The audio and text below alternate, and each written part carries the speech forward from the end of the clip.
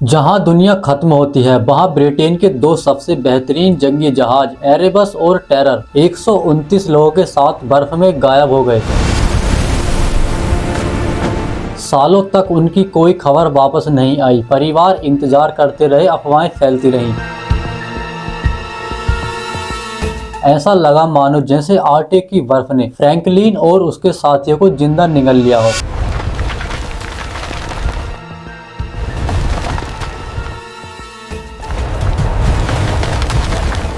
लेकिन सच कभी दफन नहीं रहता। वो सच धीरे धीरे बाहर आया। बर्फ में दबी उथली कब्रें, डायरियां जो आधे ही वाक्य में खत्म हो गईं, और वो हड्डियां जो ऐसी कहानी बता रही थी जिन पर कोई विश्वास ही नहीं करना चाहता था। फिर भी फ्रैंकलिन मिशन की पूरी सच्चाई बर्फ में दबी रही। उन 129 लोगों के साथ आखिर क्या हुआ था? क्या वो भूख से मरे थे, या फिर उस कभी ना खत्म होने वाली रात में कुछ और भी अजीब उनका इंतजार कर रहा था? ये कहानी है फ्रैंकलिन एक्सपेडिशन की।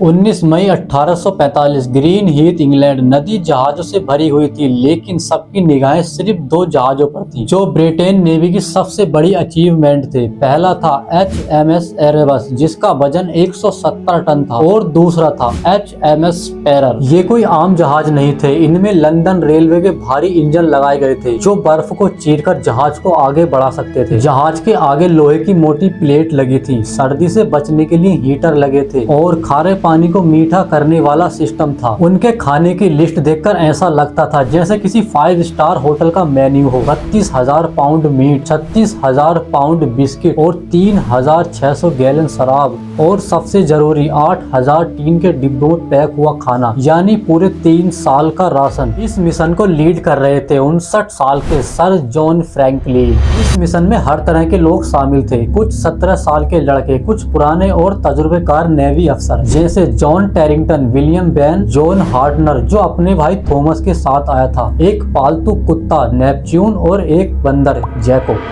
ब्रिटेन के लोगों को लग रहा था कि उनके हीरो दुनिया जीत रहे हैं, लेकिन वहां आर्कटिक की सफेद नर्क में मौत ने अपना खूनी खेल शुरू कर दिया था। पहली सर्दियां भी नहीं बीती थी और 3 जवान लड़के तड़प तड़प कर मर गए। उनके साथियों ने कुल्हाड़ियों से बर्फ काटकर उनके लिए कब्रें तो बना दी, लेकिन उन्हें ये नहीं पता था कि अगली बारी उन्हीं की है। बचे हुए लोगों को लग रहा था कि ये ठंड उन्हें मार रही है, लेकिन उनका असली दुश्मन जहाज के बाहर नहीं, जहाज के अंदर ही बैठा था। उनका अपना खाना, वो 8,000 टीन के डिब्बों में बंद राशन जिन्हें जल्दबाजी में सील करने के लिए लीड यानी शीशे का इस्तेमाल किया गया था। उस समय शायद किसी ने इस डिटेल को सीरियस नहीं लिया, लेकिन जरा सोचिए, जिन लोगों के लिए ये खाना सर्वाइवल का सबसे बड़ा जरिया था, वही खाना धीरे धीरे उनकी मौत का कारण बन रहा था। हर दिन हर निवाले के साथ लीड के माइक्रो पार्टिकल्स उनके शरीर में जमा हो रहे थे। धीरे धीरे उनका शरीर कमजोर पड़ता गया, उनका दिमाग धुंधला होने लगा, डिसीजन लेने की ताकत वीक होती गई, और जो कसर बची थी वो स्कैर्वी नाम की बीमारी ने पूरी कर दी। स्कैर्वी यानी विटामिन सी की कमी। हैरानी की बात यह है कि उनके पास करीब 930 गैलन नींबू का जूस था, लेकिन उसे लंबे समय तक प्रिजर्व करने के लिए उबाला गया था, और बार बार हीट एक्सपोजर ने उसके विटामिन सी को काफी हद तक डिग्रेड कर दिया था। मतलब उनके पास इलाज था, पर शायद इफेक्टिव नहीं था। नतीजा, मसूड़े सूजने लगे, दांत ढीले होकर गिरने लगे, शरीर में इतनी कमजोरी कि खड़े रहना मुश्किल, घाव भरना बंद, हल्की सी चोट और खून रुकने का नाम नहीं लेता। बाहर आर्कटिक की जमा देने वाली ठंड और अंदर शरीर धीरे धीरे साथ छोड़ रहे थे। 11 जून 1847 को एक ऐसी खबर आई जिसने सबकी बची कुची उम्मीद भी तोड़कर रख दी। मिशन के लीडर सर जॉन फ्रैंकलिन की अचानक मौत हो जाती है। अब जहाज की कमांड कैप्टन क्रोजियर के हाथ में थी, और उनके सामने थे मौत का इंतजार करते 100 से ज्यादा लोग। 22 अप्रैल 1848, 19 महीने बर्फ में उस लोहे के पिंजरे में कैद रहने के बाद कैप्टन क्रोजियर ने एक आखिरी और शायद सबसे मनहूस फैसला लिया। उन्होंने कहा, जहाज छोड़ दो, हम पैदल चलेंगे। 105 लोग जिनके शरीर कंकाल बन चुके थे, और सामने था 1000 किलोमीटर का बर्फीला नर्क। लेकिन यहाँ एक ऐसी चीज हुई जो आज भी साइंस को हैरान कर देती है। इमेजिन कीजिए, आप भूख से मर रहे हैं, आपके पैर जम चुके हैं, लेकिन फिर भी आप बर्फ पर 1000 किलो की नाप खींच रहे हैं, जिसमें चांदी की चम्मचें, रेशमी रुमाल और लकड़ी की भारी डेस्क रखी हैं। सर्वाइवल सिचुएशन में ये सब बेकार था, लेकिन फिर भी वो ऐसा कर रहे थे।